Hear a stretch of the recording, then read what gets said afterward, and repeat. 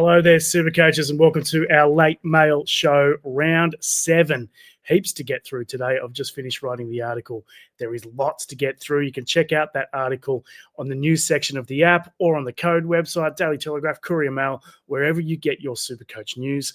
The biggest and most immediate news coming out of it is that Dylan Egan, who is the second most purchased player this week, our cheapie, the guy who knocked out 99 points on his starting debut over the weekend, he has been cleared of an elbow injury, so he will play. He picked up the injury late in that great game over the weekend, but he took part in captain's run and will play. No word yet on whether he will come into the starting side. He did that last week, of course, which coincided with his huge score. If he does, I will be very, very tempted to bring him into my team. Here's my team right now. I'd be very tempted to bring in Egan. Here he is. I'll probably put the R on him. Well, actually, I'll bring him into the starting team instead of Adam Doueihi. I do like Adam Doueihi. I like that he's at halfback. I think that is actually his best position, even though he's barely played there in the NRL before. He'll be kicking goals, lots of attacking stats against the Eels, you would think. So I could be tempted to go Doueihi to Dylan Egan if he starts tonight. And we'll be looking out at 7 p.m. when those final teams drop. We'll be looking out to see if that's happening. Big show, as I said. Send through your questions. I can already see 3 have lobbed, so I'll get to those in a sec. I'll go through my trades, captaincy, which is almost impossible this week, plus what to do next week, because a big trading week next week and a couple of good cheapies and some fallen guns on offer for next round. Let's go questions. What's Craig got to say? Ellie, Katoa, or David Fafita? For me, I would take Katoa first. Thankfully, I own them both. I'm actually bringing in Katoa this week, and I own Fafita since the start of the year, which was a bit ridiculous, but it's starting to look half decent now. The thing with Katoa is that his buy schedule, while not good at the start of the buys, is actually sensational. Plus, he plays for an amazing attacking team there in the Storm, who are averaging 36 points per game, whereas Fafita is definitely up and down. You don't know what you're quite going to get with him. He does tend to warm into seasons. He always starts slowly. Then at about this time, sort of round 6, round 7, it tends to hot up a little bit. So he is still a great buy, but I'd go Katoa first, just. What have we got from Aaron saying Watson to Grant? I certainly wouldn't sell Connor Watson. No way. Harry Grant is a pretty good buy. I'd go Mamazelos to Grant. I'd go even Starling to Grant, but certainly not Watson to Grant. Brucey, he's saying, would you sell AFB or Corey for Ikatoa? First of all, Adam Fanua-Blake, we will know tomorrow whether he's going to play. They have the day off today. They'll be training tomorrow, and we'll know, or we'll have a very good indication whether he's going to play after that groin injury. So keep that in mind. I wouldn't be selling Fanua-Blake or Corey Horsburgh. I think both of those guys are keepers. Horsburgh, if he doesn't play Origin, covered that buy as well, and so does AFB. So I wouldn't sell any of those guys. I'd be selling other folks like maybe Lachlan Hubner next week, maybe even Matt Nicholson next week, because he will drop out. He might drop. Someone just tried to barge into the studio and has completely ruined my train of thought here. He may get reduced minutes this week with Zach Hosking back into that team. We'll go one more question for now. From Snicko asking, which dual position will Latrell get? Well, he's playing a fair bit of 5'8", so I'd think that he would get 5'8" before he gets centre wing. Obviously, fullback is already there.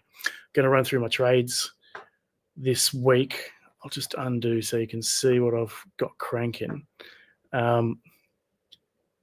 Very garden variety, one up, one down, a cheapie and a keeper. One frees up the cash, one I spend the cash. So Eli Katoa is in. I think he's just a must-have. He's the premium 2RF in Supercoach this year and will be good over the bias too. And Nafahu White, I know I said earlier in the week to hold him because he has a great buy schedule and he fills those 3 big buys, but he's not quite a keeper. I think he's probably overachieved at the start of the year because of all those injuries. So I think his average will drop maybe to the mid-50s, which is still good, but it's not nearly as good as what Katoa is going to produce. He's averaging in the 80s, so it's a pretty decent upgrade there. I'm pretty happy with that trade. And then finally, Shibasaki, he's done a great job for everyone in Supercoach, made almost 300K. but he is out for Mawene Hiroti, who I think is the cheapie of the week for people who already own Dylan Egan. I think Dylan Egan, if you don't own him, is pretty much a must-have. I already own him, so Hiroti's the guy. He's going to play 2 weeks while Kyle Iro, maybe even more, while Kyle Iro recovers from that hamstring injury. He should make 150K in that time. It's short-term cash, but not long-term, but I still think it's definitely worth it. Let's actually get stuck into some late mail now that we've got lots of people in the stream. We'll go with Dylan Egan. If you missed the start of the show, he has been cleared of that elbow injury. Will play tonight. Don't know if he's going to start or not, but if he does, he could be a genuine guy to bring into your team. I'm thinking of him as if he's starting and playing almost 80 minutes, starting on the edge and then shifting into the middle later when Luciano comes on, which is what happened last week. He could be a keeper for the rest of the season. I don't see why Flano would change it up, to be honest. I'm a Dragons fan, and the team just looked better like that. Luciano got to come on against a tiring defence and played really well, and Egan played really well as a starter too, so it benefits both players. Why not keep going with it? Next is Haumole Olakau'atu. A bit of worry about him with that shoulder injury that he struggled with last week, but he has been named. He's going to play tonight for Manly, which is great news. As I mentioned just before, Adam Fanua-Blake trains tomorrow. We'll know tomorrow. Hopefully he can hold off on any trading or anything until then. Even if he is out, it's not serious. It's just a niggle. So I'd be tempted to hold him. It covers that first buy, of course. Zach Hosking is an interesting one. I did mention him just before. Not quite sure how he is going to get used on his return from that hand or wrist injury. I think he will cut in to Matt Nicholson, who is our super coach cheapie. He's got a low BE, so he's predicted to make 60K this week. So certainly don't go moving this week. But for next week, I'm genuinely thinking Nicholson could go out, or Lachlan Hubner, who will probably peak next week, could go out for someone like Hugo Savala, who will be a popular cheapie, or Billy Smith, if you've got the right jewels as well. Both those Rooster cheapies will probably be pretty popular next week. Savala needs a big game, it must be said, to get into that cheapie bracket, but both of them could be really popular.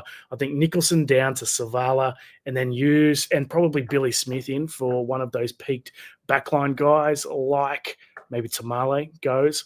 And then my next trade for next week, I'm pretty happy about one of these peak backline guys like Toya, maybe Tamale, or Purdue, who's got the no, not Purdue, wouldn't be selling Purdue. One of those guys out, and then in the flex, bring in Scotty Drinkwater, who is very underappreciated in Supercoach. He's kicking goals. His consistency is amazing, but he's a lot cheaper, more than 100K cheaper than James Tedesco, who seems to be the flavour of the month. So great little pod next week in Scotty Drinkwater. On to some more late mail. Marshall King is in doubt with that gruesome leg cut that you saw. You've probably seen on the site now. It's in late mail if you want to check out the story.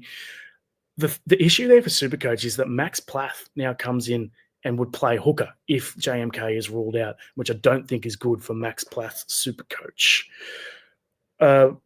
Jack Gazewski, if you own him, he was suspended this week anyway. He's out for 2 months with another broken arm. He's copped a bunch of broken arms in his career. Cody Walker has a fitness test tomorrow, so we'll see what happens with him. But he still remains in a little bit of doubt. Jahrome Hughes, again, must prove his fitness. Looks like he will play. He's been cleared of all structural damage. The Storm do expect him to play. He has to get through his training, etc., etc. But I think he will play, and he's got that really good matchup at Suncorp Stadium where they've got an incredible win record. It's about 80%. He could go large, as could a whole bunch of other guys like Munster, Papenhuyzen, etc. And then finally, Jack Cole. He is fit after that concussion. I expect him to come into the 17 somewhere for the Panthers. Not sure where it will be, but I've got no mail around this. Ivan Cleary was very cagey in his press conference, but I get the feeling he will come in and start at 5'8", with Talangi either dropping to the bench or out of the team altogether. They could even chuck Talangi in the centres after naming Luke Garner there on Tuesday.